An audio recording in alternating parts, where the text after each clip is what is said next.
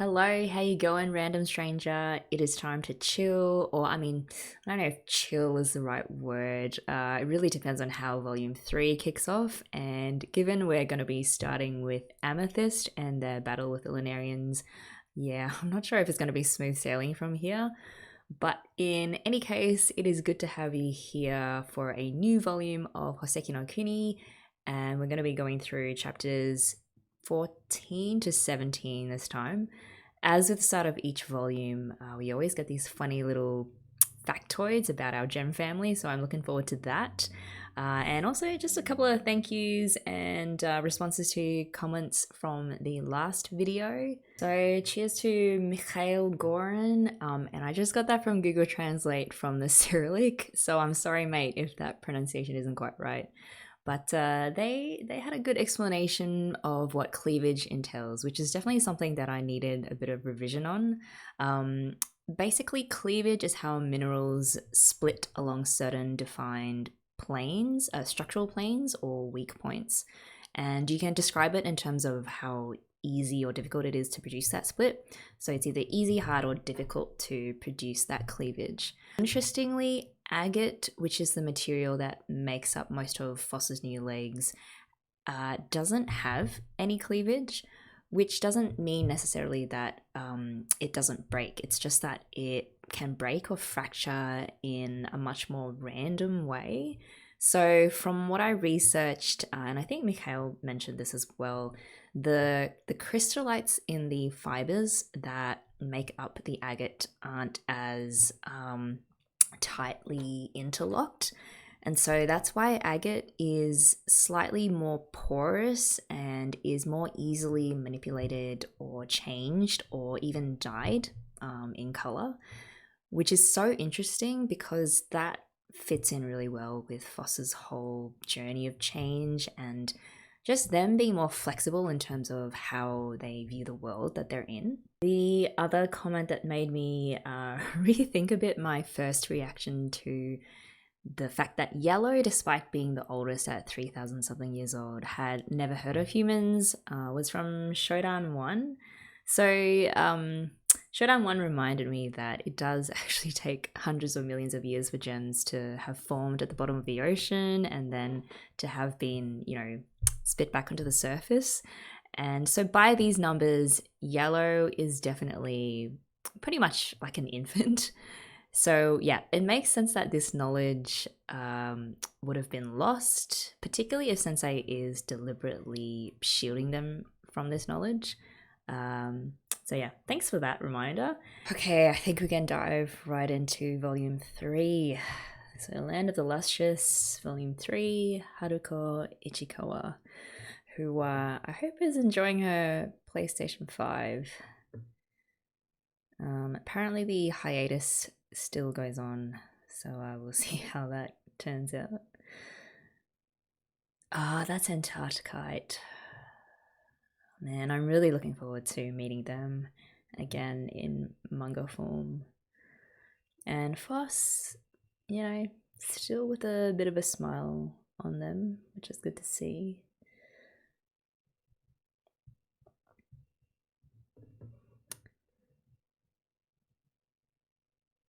Okay, here we go. So Sensei again with his band of chaotic gem kids.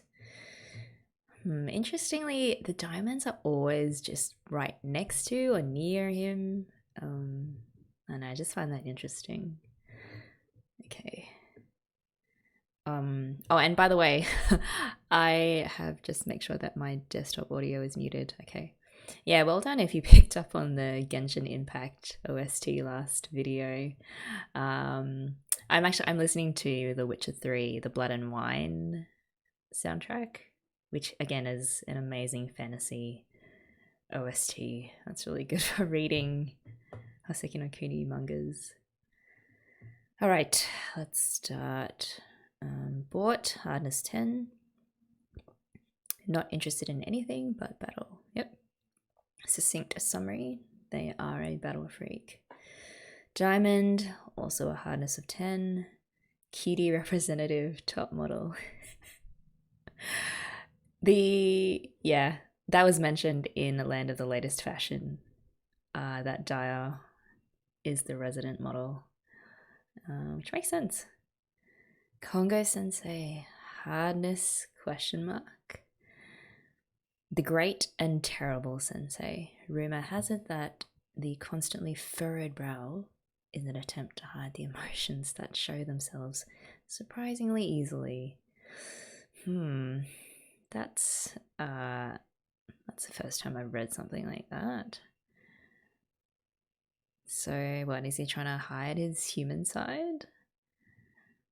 Red Beryl, hardness 7.5. Oh, that's quite high up. Always has the final word in fashion. She does have that cutthroat, Vogue head editor look, Devil Wears Prada kind of demeanor. Yellow Diamond, the really cute smile and the the Asian cheese pose. Hardness 10, beloved eldest of all the gems. Not overly concerned with details. I do like the fact that she's really well respected in the gem family, and they all kind of look to her and kind of, on top of Sensei's head pats, it seems like Yellow Diamond also gives out a lot of head pats as well. Zircon, so the little stressed out drop of sweat on their cheek. Is it because Sensei is giving them a head pat and she's like, ugh. I don't know. So hardness 7.5, biggest concern, sometimes unable to keep up with senior partner Yellow. That's okay. So the stress is probably from, again, there's always one, right, in the pair that's just trying to live up to the other gem. Except maybe Yuke and Jay, they seem to be pretty evenly matched. Euclay's hardness 7.5. Secretary, actually an all-rounder who can handle any job. Yeah, so I remember in volume 1, I think, when they whipped out their katana, and was it volume 1? Yeah, against Ventricosis. That was a pretty badass moment for Euclay's. Rutiel, hardness 6. The doctor with the sexy legs. I don't know if we'll ever get the backstory on the sexy legs, but that's just an interesting tidbit on Rutiel. They have sexy legs and they know it, and they will flaunt it. Seems like a strict perfectionist, but is actually rather laid back. Interesting. Phosphophylite, the hero of our story, currently undergoing serious physical changes. Yeah, that is an understatement. And they're not smiling in this one. That's concerning. Antarcticite. Okay, so kind of their first appearance in these family portraits. In charge during winter, behaves like a soldier and an only child. So yeah, I guess that because, they don't really know how to socialize as much, and they don't really see the other gems for most of the time. And working alone for so long, you kind of develop your own habits, but still one of the kindest gems. Amethyst, hardness 7. Nobody bothers with who's who anymore, not even them. That's really cool. Cinnabar, again, always with their back turned to everyone else. Hardness 2. As solitary and isolated as ever, dark and angsty no matter what.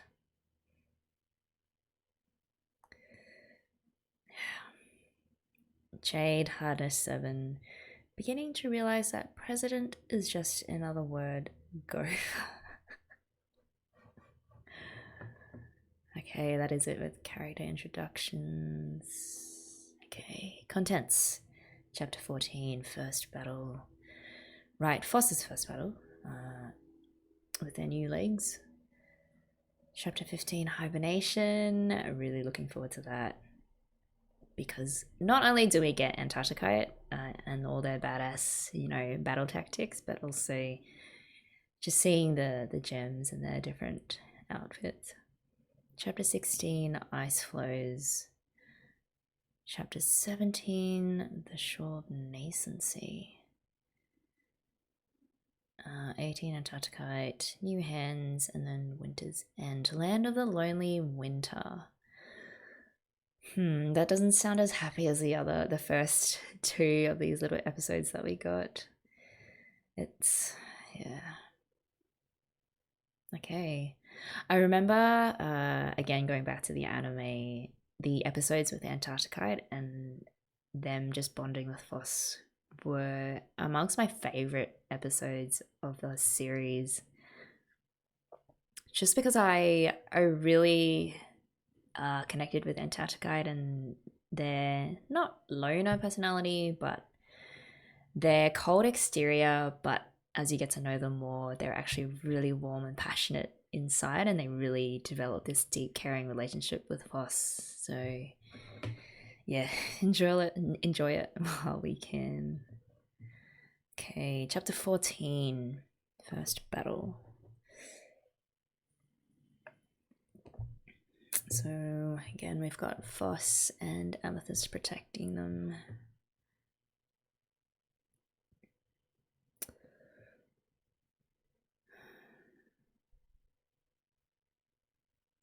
Okay, so the appearance of the Lunarians look kind of different this time around. They've got like a veil.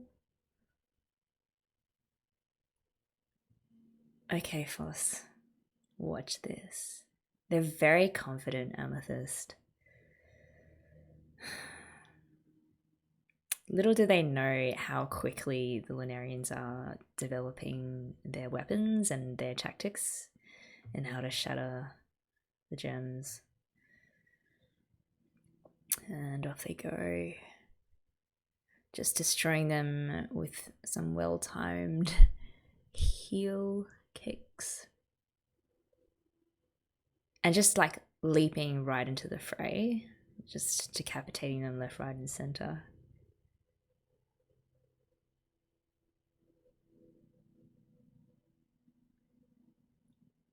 It's so cool how they work together as one.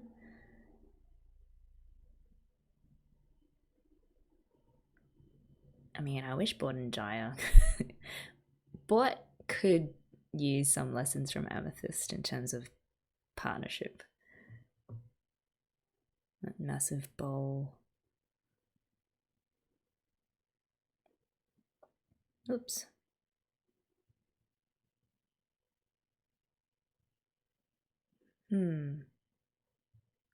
Thus,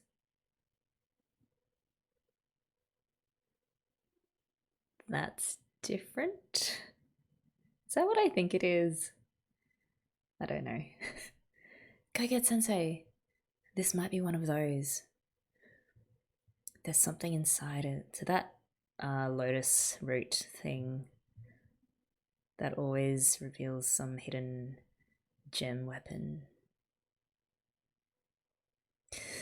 Oh man, I remember this.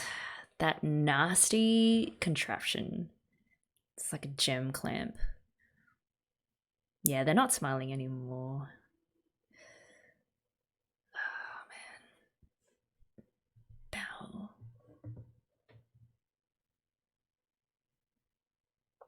That's just... Even if they... I mean, I don't think the gems feel pain, but they can... I guess they experience the horror of being dismantled, which may just be as bad. Foss. And just Foss being so helpless. Run, Foss. Why are you... Wait, why are you what? Are they speaking to Foss? Like, why are you just standing there and not running? No, Sensei. And it is so gut-wrenching that they always seem like just before they die, they always have Sensei at the front of their minds. as Foss said a while back, they do what they do really because they love Sensei and they trust him with their lives. As to whether or not that trust is misplaced, I don't know. No. No.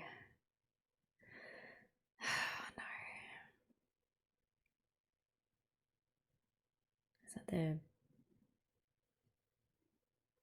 amethyst sprayed? Oh, that panel of Bort just coming in full on shadow, like shadow form. And they just absolutely destroyed the gem clamp. Nice going, Bort. But I know you're going to be so mad at Foss again.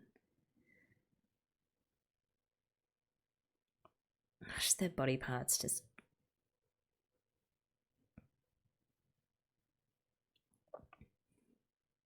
And the other gems just collecting the parts of amethyst. Oh, I love the hands. They're still holding hands even after having been totally dismantled. Oh god. Bort's hair as intimidating as always.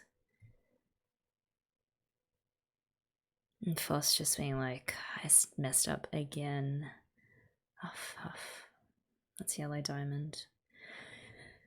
Well earned head pat from Sensei. Foss, get back.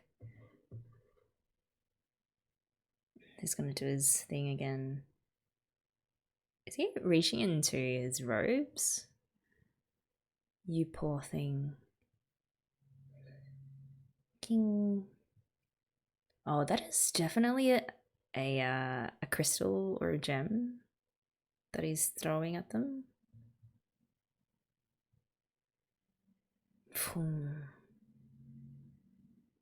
So much power, but the source of that power is a complete mystery.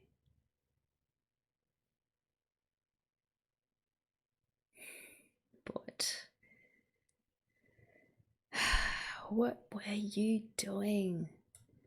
Again, that half shadow of Bort's face.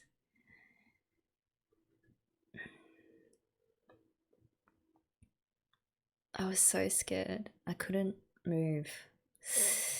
This is Foss doing the full body kowtow, like in apology.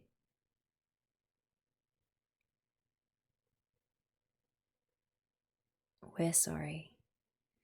We were careless. We were too eager to show you how it's done. We're sorry we put you through that. Hey! Yeah, so Amethyst, again, sort of in keeping with what the rest of the older gens do. They don't really let Foss take responsibility, or at least they take all of the blame for whatever it is onto themselves. And in that sense, Foss probably feels even more worthless because they can't even be held responsible for anything.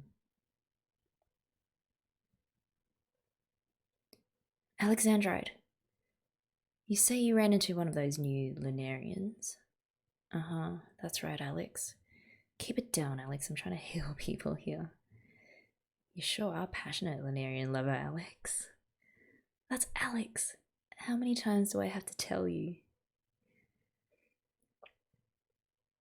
I do remember Alex. The reason why they're so obsessed with the Lunarians isn't because they're just passionate about it, which they are, but also because it comes from a place of really deep anger at the Lunarians for taking away their partner.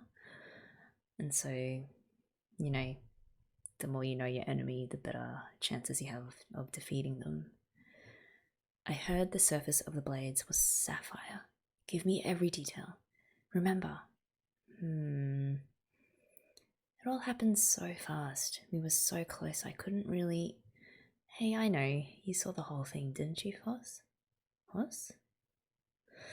Running again. Now that they've got the legs to do it, no one can really catch them. I have to get stronger. I have to be able to stand up and run at any time. Cinnabar's mercury bits. Yep, on the night patrol. just been a stalker in the grass. I wouldn't have anything to say.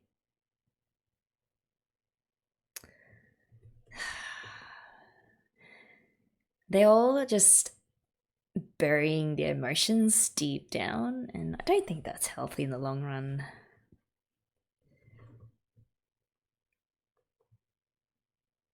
Oh, that's it. First battle. And that's a really great panel, that last one. With all the stars and flat stars. Chapter 15, Hibernation. Oh, maybe it's the snow, like it's the winter. The beginning of winter. Okay, Hibernation. Ready, go. Whoosh. Ag. That fuss. Pull that up on the right. Euclid still the nice pillows. Oh, I'm so sorry. Red Barrel with their winter outfits. And her and their top model. But every year all we do is sleep. It's just gonna get wrinkled. I don't care. That is an amazing, I don't know what you call that dress, that type of dress. I need the stepladder again. Fashion is about determination and willpower. I stretched out a limited supply of linen as far as I could. All for this day. Is there enough cloth over there? Squeeze, squeeze. The passion, the absolute passion with which they pursue each of their various fields of expertise is really admirable. So like, you know, Bort with the battle, Red Beryl with their fashion, Alexandrite and their knowledge of the Lunarians, Dyer with their romance and fanfic theories. Yes, thought so, too.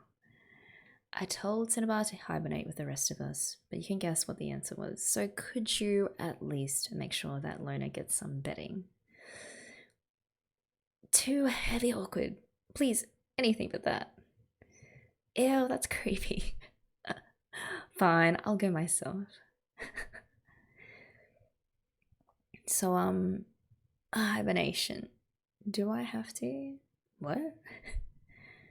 It's just, you know, I'm not very sleepy this year. Says the gem who's the first to sleep and the last one up every year. Do you need me to examine you? Maybe the quack doctor didn't put my new legs on right. What, Ratil's about to break their legs off or something.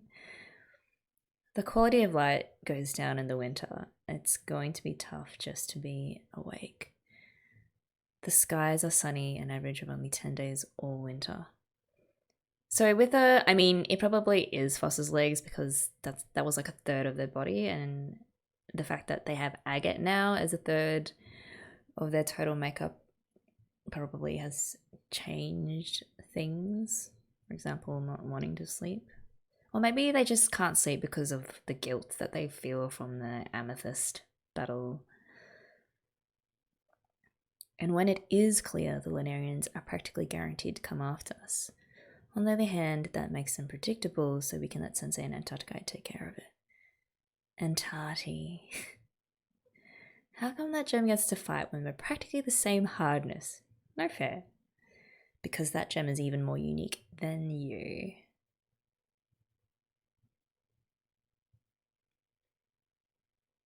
I love these explanations of their different structures. Usually Antarctica is pure liquid, but when the temperature goes down, that liquid crystallizes. The colder the air gets, the stronger Antarctica becomes.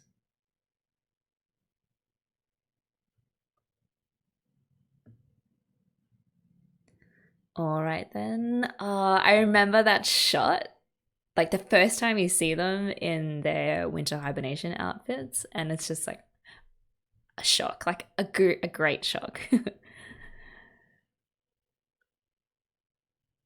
Dyer and Bort So cool. And Cinema with their winter hibernation clothes, untouched. Again, it's always Cinema in the dark. Sensei, good night.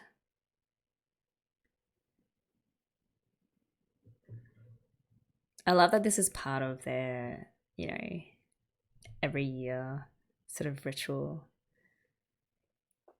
I do remember that their outfits, in a way, the kind of outfits that you wear to funerals. And so, yeah, there was the whole symbolism of, you know, going into hibernation, so dying symbolically, and then re-emerging in the light, reborn. Again, sort of pointing to the whole endless reincarnations that gems are subject to, I guess.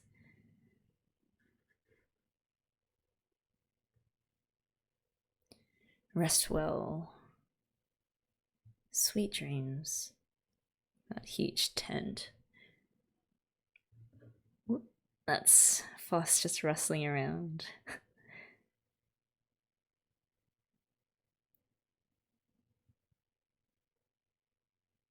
Again, it's really hard to divine what Sensei's thinking.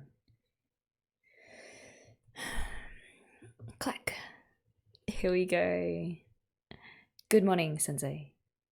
Good morning. Oh, that's quite a soft look from Sensei. Probably has a soft spot for Antarctica. They do get to spend, I don't know how many months of the year it is, alone together. Antarctica.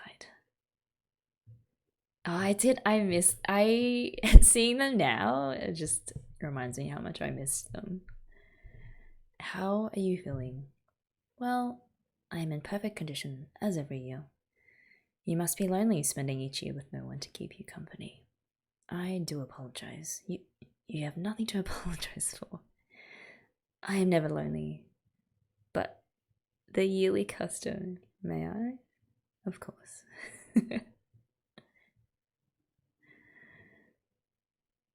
Oh man. The size difference is just massive. Head pat. Foss being a third wheel. Whoa. Foss Light, what are you doing awake? You know, I just couldn't sleep, like, at all. Can't I stay awake? Very well. Look at Antarctica's face. One, Phosphorite, right? Walking disaster. But two, bit of an intrusion on their alone time with Sensei. You may act as a team this year. Yay! Forgive me saying so, but no, I refuse to team up with this useless piece of junk. So what is this yearly custom? Clamp. First, better be careful with what they say.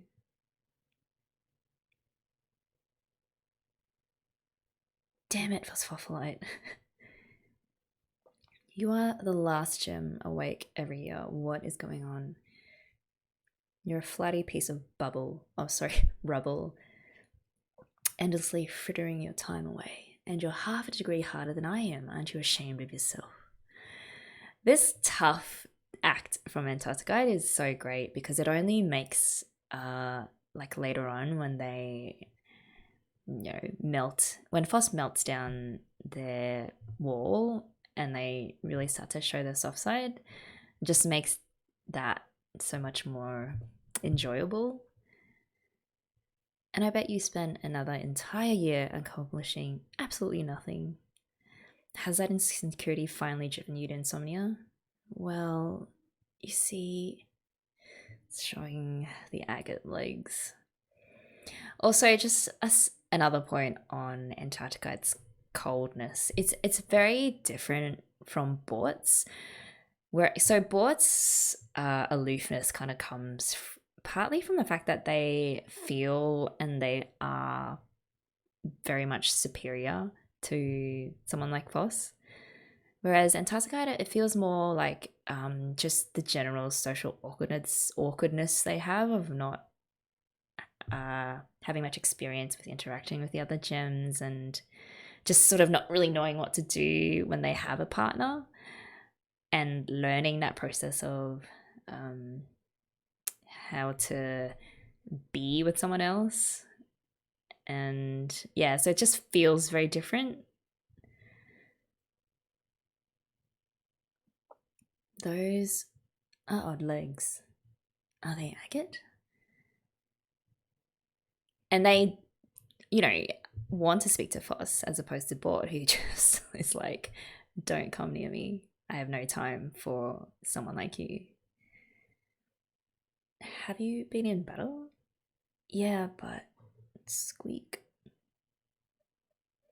When they needed my legs the most, I was too scared to run. Right, they couldn't go and alert Sensei. And you were scolded? Nope. Slip. Foolishness. This is why I hate acting in groups. No one yelled at me. And I hate that they didn't yell at me. That's why I can't sleep. Yep, so it was the guilt that's keeping them up. The guilt and also the increased feeling of uselessness. Then they told me it's tough just to be awake in winter. So I thought maybe I could push myself a little bit. And Antarctica is like, oh, maybe there's a little bit more to this piece of junk than I thought. In that case, I do have a job I could share with you. Really? It won't be easy. Oh, but I'll do it. That's so sweet that Antarctica would immediately want to help Foss. In a way, help find their purpose. Just seeing how dejected they are and wanting to help them. That's really kind.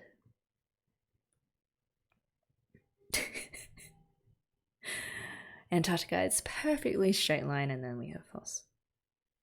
The light is so weak. I can't go on.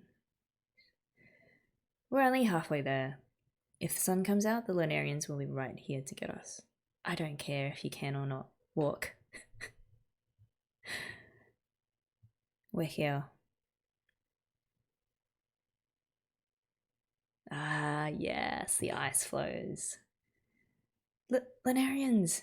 No. That's what I thought too when I saw the shape. They're just ice floes. Apparently, when the sea freezes, if the microflora from the seafloor are in the ice, it hardens in those patterns. But one time, since they said they were sinners, for some reason, I've never forgotten that. The microflora from the seafloor.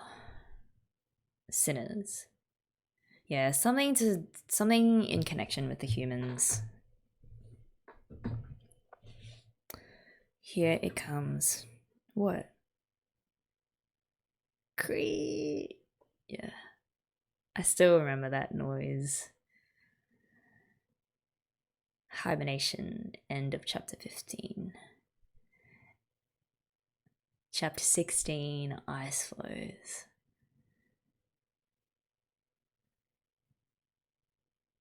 Creak. Whoa, that's a lot of noise. It's just getting started. What? Crack. Yeah, that's fast breaking. What you're hearing, this unpleasant screech is what happens when the larger ice floes scrape against each other. It disturbs the others' sleep. So I smash them. Favorite line of this volume so far. So I smash them. There they go. The absolute precision it has to take for them to land precisely on the tip. Okay, I appreciate that we can see this in slow motion, panel by panel.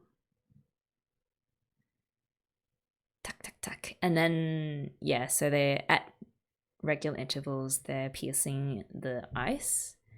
So when they smash it with a katana, yep, just one clean split. Now you try. I can't do that. Fast giving up already. Although to be fair, that's probably taken years and years and years of practice to perfect. It is very kind of you to share this amazing job with me. Wait, did I skip anything? No.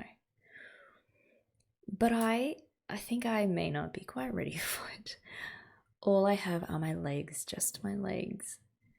At this temperature, I am not complete yet myself. If I were to fall into the ocean, I would be crushed under the weight of the ice floes. You'll get used to it. Are you sure you're not just putting me in danger because you want sensei all to yourself? I will beat you to pieces. Honestly, they have the best one-liners, Antarctica. They're just straight to the point. Like, I will murder you if you keep talking like this. We're not very hard. If you take our courage away from us, we have nothing left. Yeah, I remember this line as well. Courage is all the weak gems have. And that is really something that Foss takes to heart, especially later when, you know, they lose Antarctica. No, I don't even want to think about that. Okay, just forget it. I can only do the things that I can do because you only try the things that you can do. But if I can do it, I do my very best. And you'll never be able to do anything else. Wait. So I can only do the things that I can do because you only try the things that you can do. So I guess what they're saying is Floss isn't trying hard enough.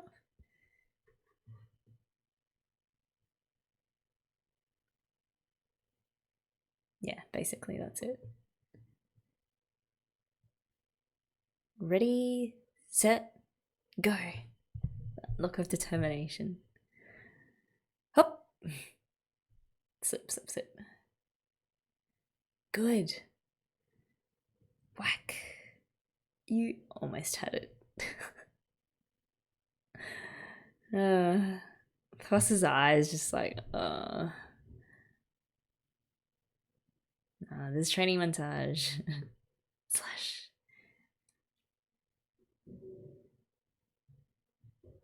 Slash. I think I can do this. Are you okay? Antarc! Wait. Is this... Oh, this is when Foss is sort of hearing things. What's up? I can't do it anymore. More of your whining. The ice floe talked. Yes, they do that. Although I think what Foss heard and what Antarc hears is different because of Foss's special ability to communicate with, you know, alien things. According to Sensei, the ice floes are minerals just like we are, so we can hear faint whispers from them. To be more precise, they produce sounds that only resemble words. We can't make out what they're saying. The agony, it hurts. I want to go home. It's pretty clear to me. You're hopeless. Oh man. Antarc just probably thinks Foss is just slacking off, just trying to find an excuse to stop. So you understand what the ice floes are saying. It's kind of a haze, but I can think of a reason why I can communicate with things from the ocean. As can I. Sensei knows. And does it have something to do with, I guess, because Foss's legs are from the seashell, and so it gives them a special capability to understand those creatures. I know, why don't we make friends with the ice floes and ask them to stop screaming? Have you learned nothing? Only bad can come of that. So he's not even letting Foss try. This does not mean that the ice floes are sentient. However, they do have a tendency to reflect and amplify the anxiety of those who behold them. They are like the dregs of the ancient life forms. When you are facing the flows, you must maintain your peace of mind. Yes, sensei. So he's attributing to them a kind of sinister intention. Again, questionable. I don't know. Sensei might be right. He also might just be trying to keep us from learning the truth from these ancient life forms. Voss is keeping up with me better than I expected. Hehe. A moment of happiness. Is that so? I know it's more than I can hope for, but I can't help wishing that those arms would have the strength to match Voss's legs. Yeah, be careful what you wish for. Splash. It's funny. It's like these little things that, say, Antarctica or I think Dire before say that end up coming true in some way later, but in a really twisted and not nice way. It does make Voss stronger, but at the same time, they lose themselves in the process. That's Voss's arm. It's just, to match my legs. Man. Splash, gasp. No, how can you be so stupid? Richil already told you we have nothing to replace them with, but you can get stronger faster. It's sure to work. Wait, sorry, I'm just gonna go back and hang on, see what Sensei said about them. They have a tendency to reflect and amplify the anxiety of those who behold them. Right, okay. So this is the ice flow is amplifying Voss's not really anxiety, or maybe it's anxiety over being so useless. We'll bite them off for you. Your legs are better now. You won't get any worse. Someone knows how to fix them. You must change. You must have courage. It will work out. You're running out of time. So it is kind of twisting Voss's thoughts. Just bits and pieces that they've heard from the other gems and think they've thought themselves. If nothing changes, then when spring comes, Cinnabar will. And that's the crux of it, Cinnabar.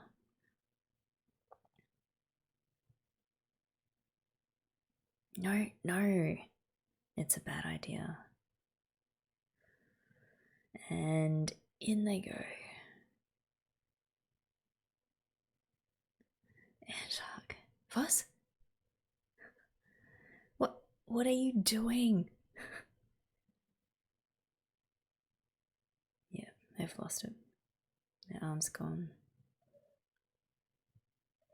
I wonder if we ever find out what actually took Voss's arms. End of chapter 16, Ice Floes. Chapter 17, The Shore of Nascency.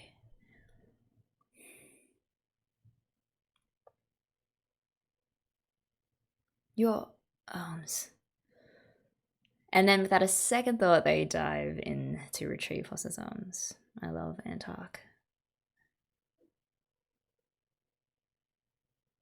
Even though at this stage, I don't think they're strong enough yet. Like the weather hasn't gotten cold enough for them to be really at their strongest point. And so this is super risky.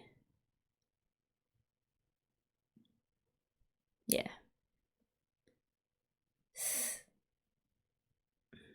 Yeah, lost their hand. But the badass that they are, they just grab their hand and move on. Gone. Gone. Gone. Gone.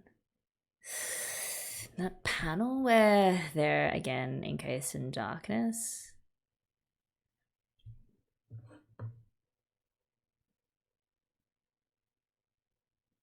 That look on Sensei's face.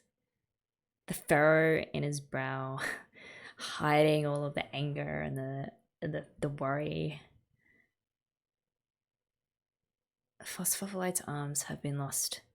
It was my fault. I'm terribly sorry. Again, yep. Just placing all 100% of the blame onto themselves. Duh? And Foss is like, stop it, guys. Just stop. I'm not as Zeus as you think I am. But I obviously did it to myself. I am certain I searched everywhere. And yeah, Foss is just getting ignored. Clinch. But I think I will look again. I get stopped by Sensei. This is my fault for being careless. No. I was sloppy. I'm not used to working on a team. I have never messed up this badly before. So while these two are arguing and about, you know, who gets to apportion what portion of the blame, Ross is just looking on and being like,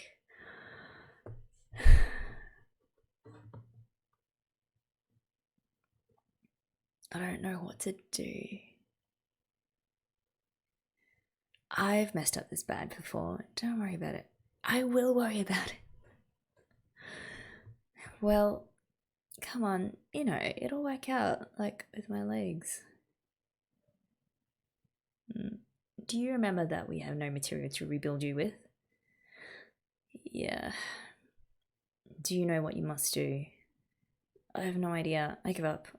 I'm sure somewhere in the ocean my hands are raised in surrender. That was fast. I have no idea. It's just fast, just at the end of their tether and being like, search the shore of Nascency. Huh? Was it called the Shore of Nascency in the anime? I think there was another name for it, like in the translation. Where's that again? The beach in the southwest. You really don't have much memory, do you? The Shore of Nascency is where all of you were born.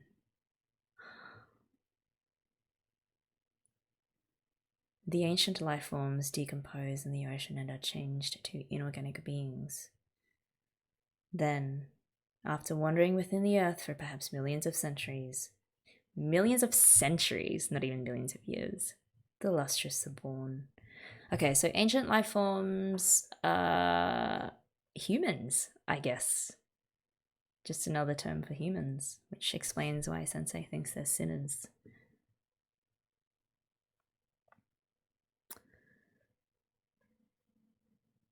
I guess you could say, from the perspective of gems, humans are the imperfect ancestors of the Lustrous. Oh, shh. An unformed gem just falling down. That's disturbing. It is extremely rare to become one of us. Most of them never make it to full crystallization. The lucky cognitive few are educated by Sensei. Cognitive few, so yeah, the ones that develop full consciousness. Welcomed into the fold, given a role, and become who we are now. Do you remember any of that? Bits and pieces, I see. This must be part of their curriculum that all the gems must do when they're born. Of course, it's a very selective curriculum, as it is, you know, developed by Sensei. Whoa. Antarc, just clearing the ground. It's revealing parts of crystals. No good, it's all gold and platinum. No good. Gold and platinum are both extremely soft and malleable, but more than that, they're heavy. We can't use them. Oh. So no gem ever before has tried to make their inclusions adapt to gold. Floss is the first. After they finally got to be born and everything. So it's just like, seems a shame to waste them. I attached it temporarily. I'm going to let it go now. Whoa, that's what I thought. But your body didn't reject it. It's possible that your inclusions like it. The problem is the weight. Could we make them hollow? Let's detach it for now. We're going back. There we go. It's starting to... I guess Foss's inclusions are starting to fill them up.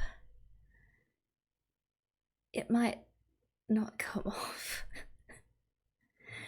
It's interesting that Antarc thought that they could just attach and detach it.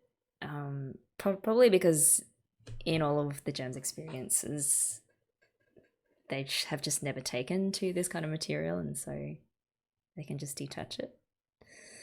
But Foss is special. And that is the end of chapter 17, The Shore of Nascency. It's just uncanny that the Lunarians turn up whenever Foss is out. Alright, we'll leave chapter 18 to next time. Alright, so in these couple of chapters, we are reunited again with Antarc, who was a huge fan favourite and the kindest, most hardworking, brave gem.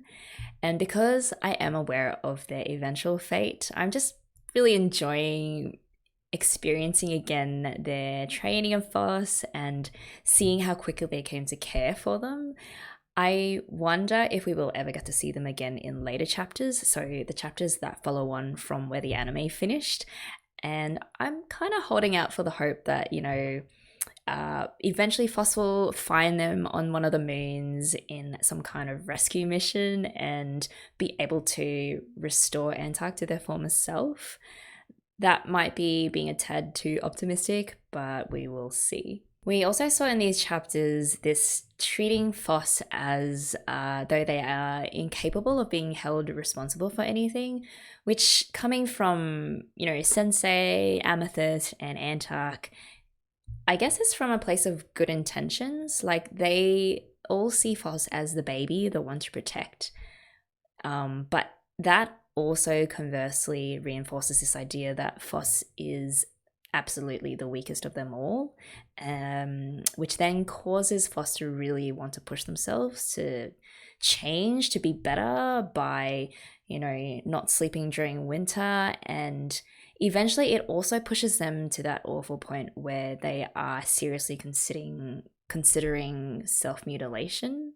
Yeah, so that scene when Foss is about to hack their own arm off, that is super dark. It kind of, I think, represents that seeming choice between becoming stronger but at the same time losing a key part of yourself, and, you know, or keeping who you are but remaining the weakling. And it's so sad that that is presented as a kind of binary choice. And relating it back to the real world, it kind of, you know, often that is what we're told, like, to survive in this tough dog-eat-dog world, or to climb to the top of the hierarchy, you kind of have to change yourself, become harder, colder, tougher, meaner. But I mean, I personally, I reject that view. And because I know people who, you know, really went through some awful shit in life, and yet they didn't turn into these emotionless hard asses, but they continue to be some of, like, the most happiest, kindest people that I know. So yeah, it'll be really interesting to see how Foss's emotional journey tracks the physical changes that they're going through, as well as how much longer they're able to hold on to their true self or their former self, and whether or not they'll even want to be what they used to be. All right, thank you so much for joining me for this part of the Houseki no Kuni journey, and there are so many more chapters to go, and I'm looking forward to, I mean, again, I don't know if I can use that phrase looking forward to, because I know where we're headed next, But I do hope to see you guys all again soon for the second half of Volume 3. And I hope things are going well for you in life. And until next time, take care.